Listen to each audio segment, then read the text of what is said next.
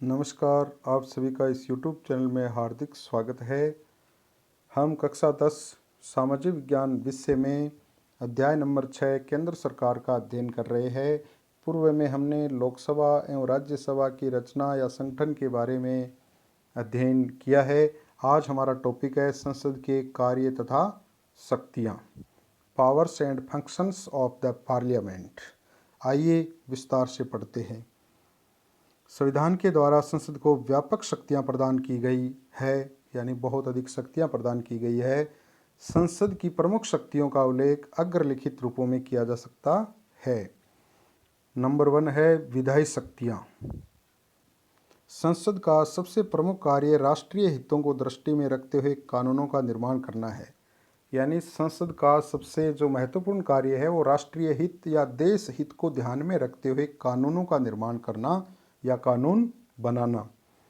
संसद को संघीय सूची में और समवर्ती सूची में उल्लेखित विषयों पर कानून निर्माण का अधिकार प्राप्त है। यानी संसद संघीय सूची और समवर्ती सूची में जो विषय है उन पर कानून निर्माण कर सकती है। यद्यपि समवर्ती सूची के विषयों पर संघीय संसद और राज्य विधानमंडल दोनों के द्वारा ही कानूनों का निर्माण किया जा सकता है। यद्यपि यानी समवर्ती सूची के जो विषय है उस पर संघीय संसद के साथ साथ राज्य विधानमंडल जो है उनके द्वारा भी कानूनों का निर्माण किया जा सकता है, किंतु इन दोनों द्वारा निर्मित कानूनों में पारस्परिक विरोध होने की स्थिति में संसद द्वारा निर्मित कानून ही मान्य होंगे। यानी समवर्ती सूची के विषय पर यदि राज्य सरकारों के द्वारा या राज्य सरकार द्वारा भी कानून बनाया गया है और केंद्र सरकार के द्वारा भी कानून बनाया गया है, तो उस स्थिति में संसद या केंद्र सरकार द्वारा निर्मित कानून है वही मान्य होगा यदि उनमें आपस में विरोध की स्थिति है। संसद के द्वारा अवशिष्ट विषयों पर भी कानून का निर्माण किया जा सकता है। यानी ऐसे विषय जो संघीय सूची या संघ सूची, राज्य सूची एवं समवर्ती सूची में नहीं है, बचे हुए जो अवशिष्ट विषय है उन पर भी कानून का निर्माण संसद के द्वारा किया जा सकता है। आगे अपने देख रहे हैं नंबर 2 देख रहे हैं संविधान में संशोधन की शक्ति। संविधान में संशोधन के संबंध में संसद को महत्वपूर्ण शक्ति प्राप्त है। संविधान के अनुसार संविधान में संशोधन का प्रस्ताव संसद में ही प्रस्तावित किया जा सकता है।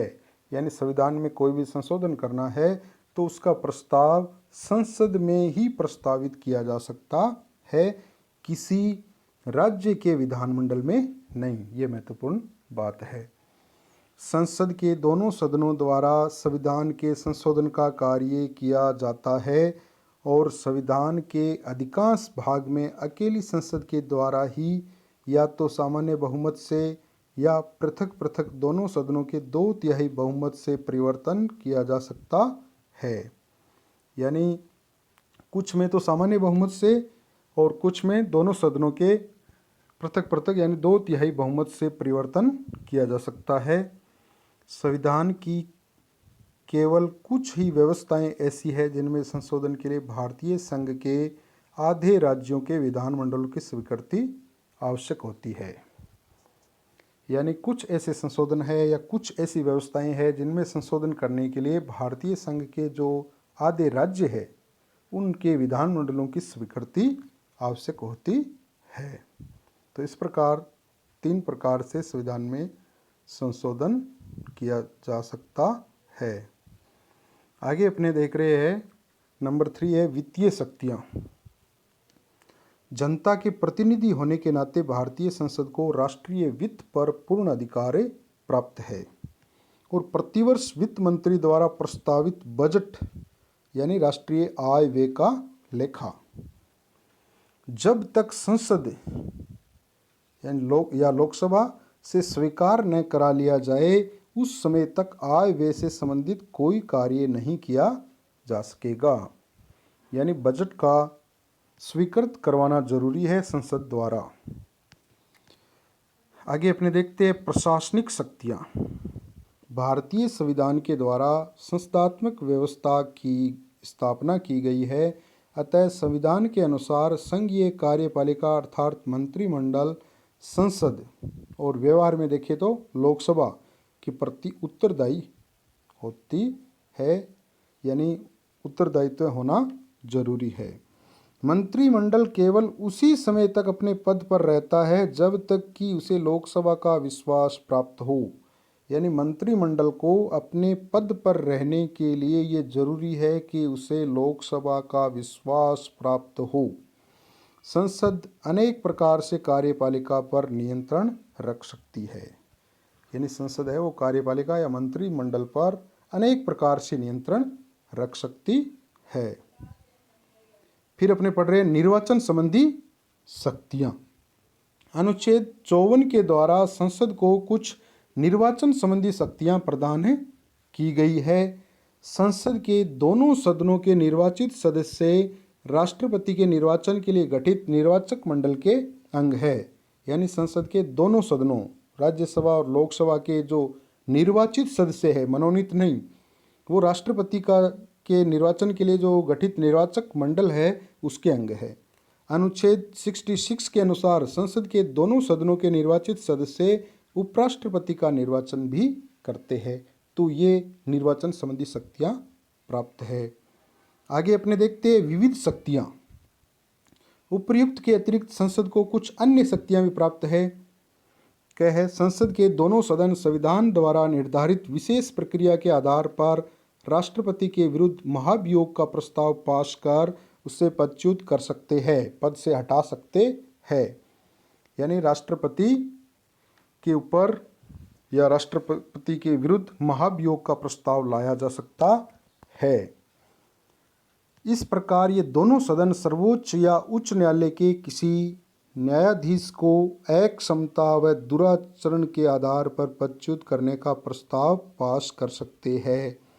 जिस प्रकार राष्ट्रपति पर भी महाभियोग लगाया जा सकता है, उसी प्रकार सर्वोच्च न्यायालय यानी सुप्रीम कोर्ट या उच्च न्यायालय यानी हाई कोर्ट के किसी भी न्यायाधीश को अक्षमता और यदि वो दुराचरण का दोषी है तो उसको पद से हटा सकते हैं, महाभियोग का प्रस्ताव लाया जा सकता है।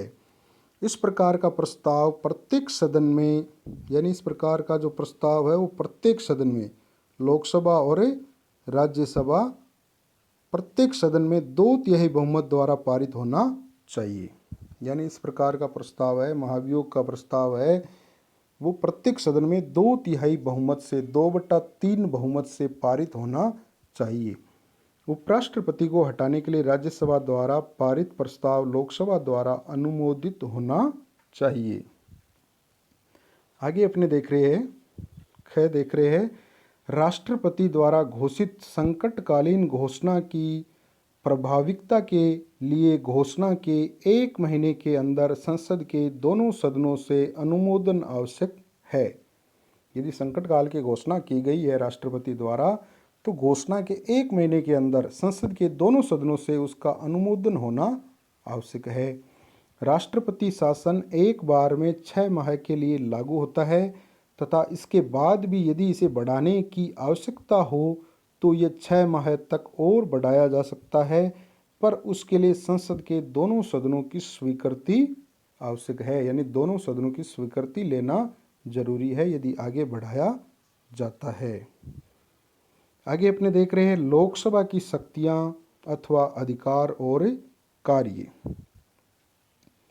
पहले है 1 नंबर है विधायी शक्ति। संविधान के अनुसार भारतीय संसद संघीय सूची और समवर्ती सूची, यानी संघीय सूची और समवर्ती सूची और अवशिष्ट विषयों, बचे हुए जो विषय है, अवशिष्ट विषयों और कुछ परिस्थितियों में राज्य सूची के विषयों पर कानून का निर्माण कर सकती है। यानी समवर्ती सूची, अवशिष्ट विषयों और कुछ परिस्थितियों में राज्य सूची के विषयों पर भी कानून निर्माण कर सकती है। यानी संघ सूची और समवर्ती सूची हो गई और अवशिष्ट विषय हो गए और कुछ परिस्थितियों में राज्य सूची का जो विषय है, जिस पर यानी राज्य सरकारें कानून बनाती है, उस पर भी कानून निर्माण संसद कर सकती है। संविधान के द्वारा साधारण अवित्तीय विधेयकों और संविधान संशोधन विधेयकों के संबंध में कहा गया है कि इस प्रकार के विधेयक लोकसभा या राज्यसभा दोनों में से किसी भी सदन में प्रस्तावित किए जा सकते हैं। यानी संविधान के द्वारा साधारण जो अवित्तीय विधेयक और संविधान संशोधन विधेयकों के संबंध में ये कहा गया है कि इस प्रकार के विधेयक लोकसभा या राज्यसभा दोनों में से किसी भी सदन में प्रस्तावित किए जा सकते हैं और दोनों सदनों से पारित होने पर ही राष्ट्रपति के पास हस्ताक्षर के लिए भेजे जाएंगे। आगे अपने देख रहे हैं वित्तीय शक्ति। भारतीय संविधान द्वारा वित्तीय क्षेत्र के संबंध में शक्ति लोकसभा को ही प्रदान की गई है और इस संबंध में राज्यसभा की स्थिति बहुत ही गौण है। इन लोकसभा को ज़्यादा शक्ति प्रदान की गई है। अनुच्छेद 109 के अनुसार धन विधेयक लोकसभा में ही प्रस्तावित किए जा सकते हैं, राज्यसभा में नहीं। यानी संविधान के अनुच्छेद 109 के अनुसार धन विधेयक लोकसभा में ही प्रस्तावित किए जा सकते हैं, राज्यसभा में नहीं। ये महत्वपूर्ण बात है। लोकसभा से पारित होने के बाद धन विधेयक राज्यसभा में भेजा जाता है और राज्यसभा के लिए आवश्यक है कि उसे धन विधेयक की प्राप्ति की तिथि से 14 दिन के अंदर अंदर विधेयक लोकसभा को लौटा देना होगा। यानी 14 दिन के अंदर अंदर वापस लौटाना जरूरी है। राज्यसभा विधेयक में संशोधन के लिए सुझाव दे सकती है, लेकिन उन्हें स्वीकार करना या न करना ये लोकसभा की इच्छा पर निर्भर करता है। यानी वो केवल संशोधन के लिए सुझाव दे सकती है, उन सुझावों को मानना या नहीं मानना ये लोकसभा की इच्छा पर निर्भर करता है। आगे अपने देख रहे हैं कार्यपालिका पर नियंत्रण की शक्ति। भारतीय संविधान के द्वारा संसदात्मक व्यवस्था की स्थापना की गई है, अतः संविधान के अनुसार संघीय कार्यपालिका अर्थात मंत्रिमंडल, संसद और व्यवहार में देखें तो लोकसभा के प्रति उत्तरदायी होता है। यानी मंत्रिमंडल है वो लोकसभा के प्रति उत्तरदायी होता है। मंत्रिमंडल केवल उसी समय तक अपने पद पर रहता है जब तक कि उसे लोकसभा का विश्वास प्राप्त हो। यानी लोकसभा का जब तक विश्वास प्राप्त है तब तक ही मंत्रिमंडल अपने पद पर रह सकता है।